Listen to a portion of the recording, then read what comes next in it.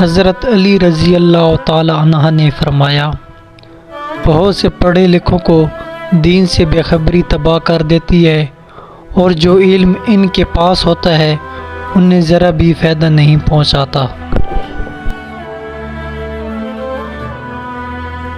حضرت علی رضی اللہ تعالی عنہ نے فرمایا، زیادہ سوچنا انسان کو ختم کر دیتا ہے، بس دعا کرو اور اللہ پر چھوڑ دو۔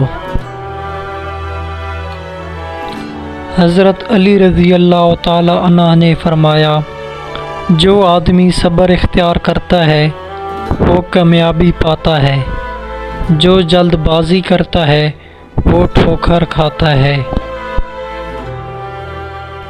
حضرت علی رضی اللہ تعالی عنہ نے فرمایا، زیادہ مذاق کرنے سے آدمی کی عزت چلی جاتی ہے اور لوگوں سے دشمنی پیدا ہو جاتی ہے۔ حضرت علی رضی اللہ تعالی عنہ نے فرمایا، نادان لوگ دولت کے لیے دل کا سکون گوا دیتے ہیں، اور دانش مند لوگ دل کے سکون کے لیے دولت لٹا دیتے ہیں۔ معافی مانگنا یہ ظاہر نہیں کرتا کہ آپ غلط اور دوسرا صحیح ہے، بلکہ یہ ظاہر کرتا ہے کہ آپ کے رشتے کی اہمیت آپ کی انا سے بڑھ کر ہے۔ حضرت علی رضی اللہ تعالی عنہ۔ حضرت علی رضی اللہ تعالی عنہ سے کسی نے پوچھا، اگر کوئی اپنا ہمیں بھول جائے تو کیا کیا جائے؟ شیر خدا نے فرمایا، کوئی اپنا ہو تو کبھی نہیں بھولتا، اور جو بھول جائے وہ اپنا نہیں ہوتا۔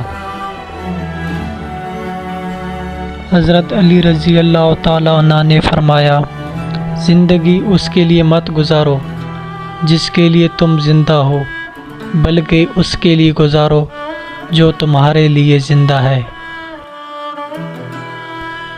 حضرت علی رضی اللہ تعالی عنہ نے فرمایا، جو ہم سوچتے ہیں وہ ہوتا نہیں، جو ہوتا ہے اس کا علم نہیں، اور جو ہوگا وہ بہترین ہوگا۔